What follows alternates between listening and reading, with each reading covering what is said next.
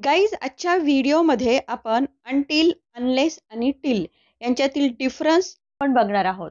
तर guys video शेवटपर्यंत जरूर बघा. तुम्हाला कळेल की हे कधी, कुठे, कसे यूज करायचं, याचं मराठीत मीनिंग नेमकं काय होतो, या सगळ्या गोष्टी तुम्हाला मी या व्हिडिओमध्ये एक्सप्लेन करणार आहे. तेव्हा व्हिडिओ तुम्ही शेवटपर्यंत जरूर बघा. गाईज पहिल्यांदा एक लक्षात ठेवा, ज्यावेळेस तुम्ही अनटिल आणि अनलेसचा यूज करता, यासोबत कधीच तुम्हाला नॉटचा यूज नाही करायचा.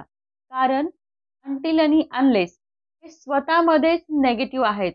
म्हणजे हे स्वतःच पहिलेच नेगेटिव्ह आहेत. यांच्यासोबत तुम्हाला नॉटचा यूज नाही करायचा आहे.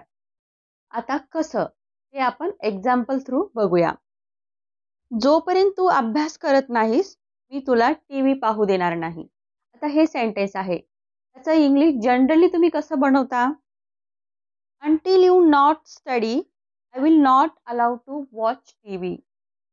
Until you not study, I will not allow to watch TV. अशा प्रकारे तुम्ही सेंटेन्स बनवता.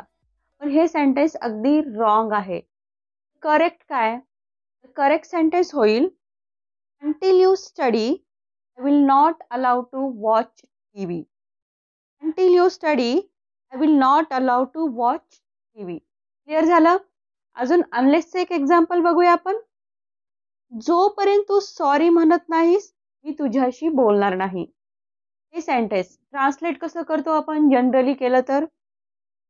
Unless you not say sorry, I will not talk to you. हे सेंटेन्स अगदी रॉंग आहे. तर करेक्ट काय? Unless you say sorry, I will not talk to you. Unless you say sorry, I will not talk to you.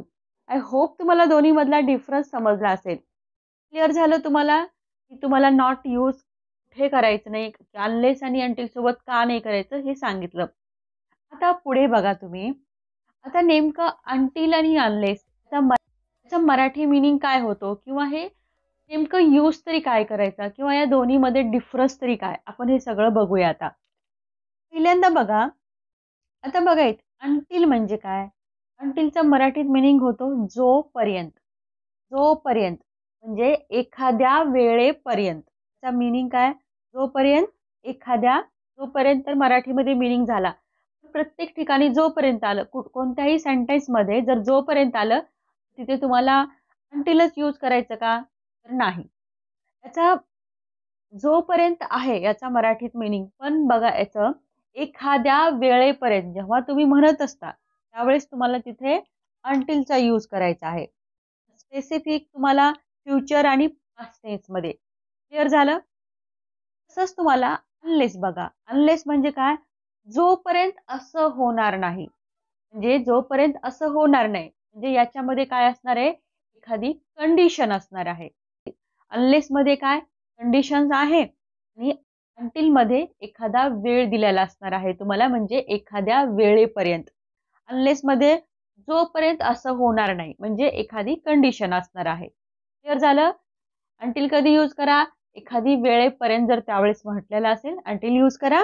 आणि unless एखादी condition, जी condition सांगितलेली असती त्याचा मिनिंग काय होतो? जोपर्यंतच. दोन्हीचा मिनिंग सेमच होतो, पण त्याचा यूज करण्याचा जी पद्धत आहे ती वेगळी आहे. क्लिअर झालं?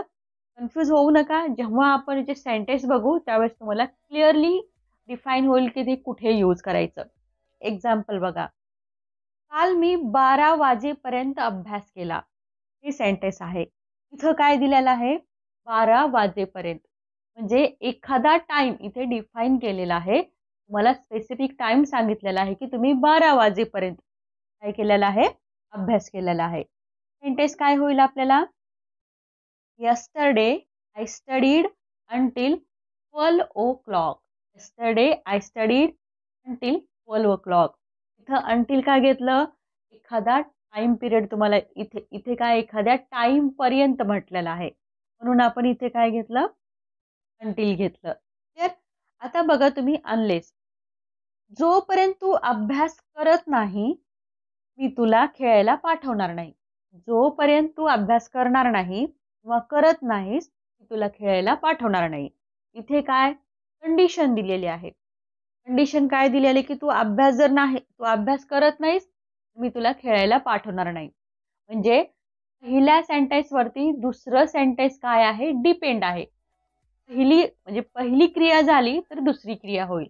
अशा प्रकारची जिथे कंडिशन्स असतात त्या ठिकाणी मला जोपर्यंतसाठी तुम्हाला अनलेसचा यूज करायचा आहे. क्लिअर झालं?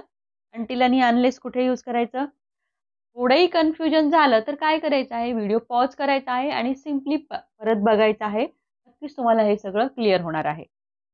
आता तुम्हाला इथे तर कळलं अंटिल आणि अनलेस एकसारखे नाहीत. फक्त त्याचा मीनिंग जरी जोपर्यंत असला तरी ते एकसारखे नाहीत, डिफरंट आहेत. डिफरंट कंडिशनमध्ये डिफरंट डिफरंट पॅटर्न आपण याचा यूज करतो. कळलं तुम्हाला? आता याचे एक्झाम्पल बघूया. अंटिल म्हणजे काय? या वेळेपर्यंत, म्हणजे एखादी वेळ दिलेली असेल त्याच्यामध्ये. आणि अनलेसचा मीनिंग पण तोच होता, जोपर्यंत असं होणार नाही, म्हणजे एखादी कंडिशन होणार नाही तोपर्यंत दुसरी कंडिशन होणार नाही. अशा प्रकारे म्हणजे इथे कंडिशन असणार आहे. एक्झाम्पल बघूया. गाईज, तुम्हाला अशा प्रकारे माझ्यासोबत स्टडी करायला आवडत असेल किंवा माझे असे व्हिडिओज आवडत असतील तर काय करायचं आहे तुम्हाला? व्हिडिओला तर लाईक करायचंच आहे. सोबतच हा व्हिडिओ आहे तुम्हाला जास्तीत जास्त शेअर करायचा आहे, जेणेकरून हे नॉलेज सगळ्यांपर्यंत पोहोचेल. आणि जर तुम्ही नवीन असाल चॅनलवरती तर काय करा, सबस्क्राईब करा आणि बेल आयकन प्रेस, जेणेकरून माझे नवीन येणाऱ्या व्हिडिओचं नोटिफिकेशन तुम्हाला भेटेल. क्लिअर? नेक्स्ट. आता आपण मिक्स एक्झाम्पल्स बघूया.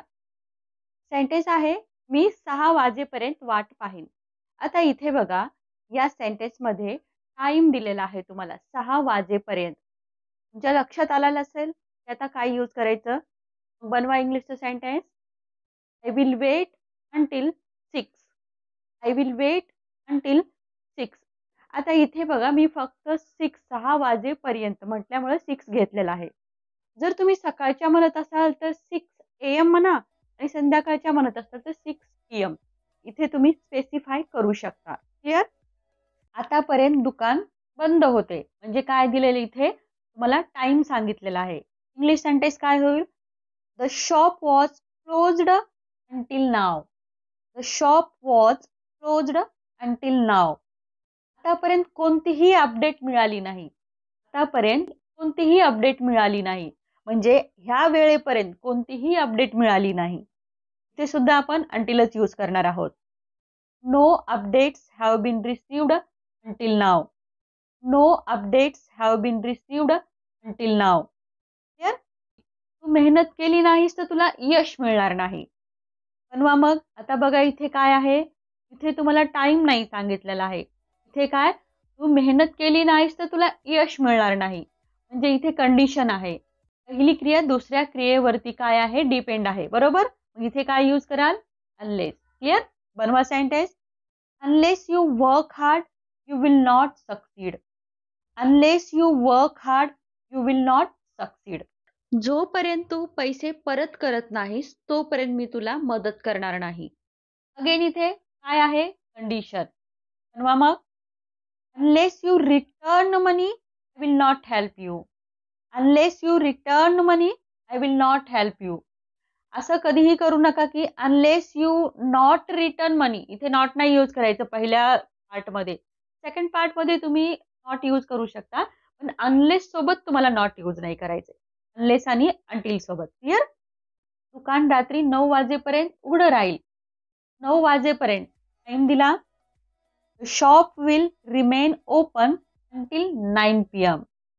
The shop will remain open until 9 PM. मी तुला बोलवत नाही तोपर्यंत तू इथेच थांब. इथे आहे condition. Stay here until I call you. Stay here until I call you. तू माफी मागितली नाही तर ती तुला माफ करणार नाही. Unless you apologize, she won't forgive you. Unless you apologize, she won't forgive you. लक्षात येत असेल? कन्फ्युजन असेल तर तुम्ही मला, कोणतंही कन्फ्युजन असेल तर कमेंट बॉक्समध्ये नक्की सांगा. मी तुमचं पूर्ण कन्फ्युजन क्लिअर करण्याचा प्रयत्न करेन. आता तुम्ही म्हणा जोपर्यंत आणि तोपर्यंत असं आल्यावरच यूज करायचं का? नाही. ही एक आपली मराठी बोलण्याची आपली पद्धत आहे. आपण जोपर्यंत तोपर्यंत असं तिथे यूज करतो. पण मी तुम्हाला सांगितलं एखादा टाइम पिरियड दिलेला, या वेळेपर्यंत असं जर म्हटलेलं असेल तिथे तुम्हाला डोळे झाकून करा अंटिल आणि अनलेस. तिथे कंडिशन असेल तर अनलेसचा यूज करा, टाईम असेल तर अंटिलचा यूज करा. मी इथेच थांबेन जोपर्यंत गाडी येत नाही. I will stay here until the train arrives. I will stay here until the train arrives. मी ऑफिसमध्ये काम करत होतो जोपर्यंत मध्यरात्र झाली नाही किंवा मध्यरात्र होईपर्यंत मी ऑफिसमध्ये काम करत होतो. असं आलटून पलटून सेंटेन्स असू शकतं. मी जसे सेंटेन्स दिले तसेच असले पाहिजे असं नाही. मी फक्त मीनिंग लक्षात घ्या आणि सेंटेन्स आपण जशा प्रकारे बोलतो सेंटेन्स तुमचं थोडंफार चेंज असू शकतं. यूज कधी करायचं जे कंडिशन सांगितलेले आहेत ते तुम्हाला फक्त लक्षात घ्यायचे आहेत. तो ऑफिसमध्ये काम करत होता जोपर्यंत मध्यरात्र झाली नाही. मध्यरात्र होईपर्यंत तो ऑफिसमध्ये काम करत होता. असे दोन्ही प्रकारे सेंटेन्स असू शकतं. मी तुम्हाला सांगितलं आहे. जसंही तुम्ही सेंटेन्स बोलता तसं तुम्हाला तिथे बोलायचं आहे. फक्त लक्षात ठेवा की आपण काय, कुठे, कसं यूज करतो. सेंटेन्स होईल he worked in the office until midnight. He worked in the office until midnight.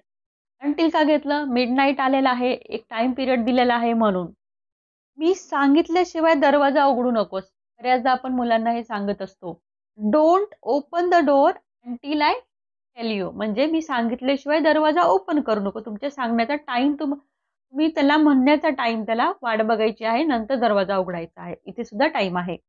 Cinema संपत नाही किंवा सिनेमा संपेपर्यंत थांब असंही असू शकतं. Wait until the movie end. Wait until the movie end. Doctor तपासणी करत नाही तोपर्यंत काही खाऊ नकोस किंवा डॉक्टर तपासणी करेपर्यंत काही खाऊ नकोस.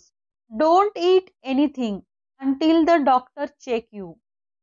Don't eat anything until the doctor check you. Meeting पूर्ण होईपर्यंत मला थोडी विश्रांती घेऊ द्या.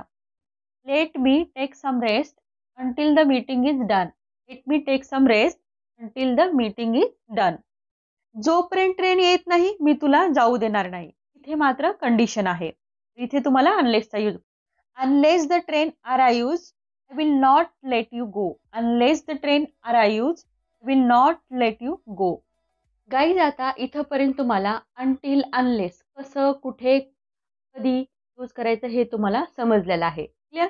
आता बघूया आपण एक छोटीशी टीप आहे. ते अंटिल आणि टिल दोन वर्ड आहेत. तुम्ही म्हणाल टिलचं कसं मॅम? अंटिल आणि टिल दोन्हीचाही मिनिंग एकच आहे. यूज करण्याच्या पद्धती सुद्धा एकच आहेत. या वेळेपर्यंत या अर्थाने. अंटिलच्या जागी तुम्ही टिल यूज करू शकता किंवा टिलच्या जागी तुम्ही अंटिल यूज करू शकता. तुम्ही म्हणाल की आता इथे दोन्हीमध्ये डिफरन्स काय? दोन्हीमध्ये डिफरन्स फक्त एवढाच आहे. अंटिल हे फॉर्मल इंग्लिशमध्ये यूज केलं जातं आणि टिल हे इनफॉर्मल इंग्लिशमध्ये यूज केलं जातं. बस. एक्झाम्पल बघा एक. I studied until 2 p.m. I studied until 2 p.m. किंवा I studied till 2 p.m. दोन्हीपैकी कोणतं यूज करून तुम्ही असे सेंटेन्स बनवू शकता. आय होप गाईज तुम्हाला व्हिडिओ आवडलेला असेल. व्हिडिओ आवडला लाईक करा, शेअर करा. चॅनलवर तुम्ही नवीन असाल तर सबस्क्राईब करायला जरूर करा.